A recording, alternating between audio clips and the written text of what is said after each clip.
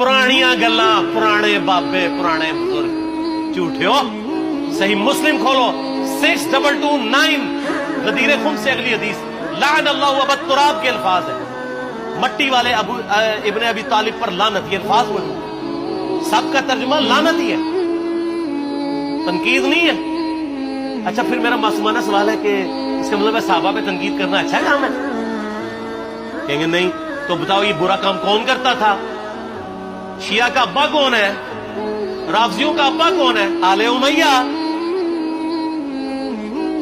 تو لہذا شیعہ نو میں کہنا کہ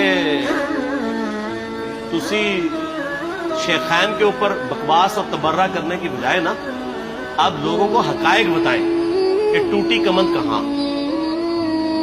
سب مجرمین آل امیہ, اور یہ آل امیہ اور بنو ہاشم کی لڑائیاں نبی اسلام کی بعثت سے پہلے چل رہی.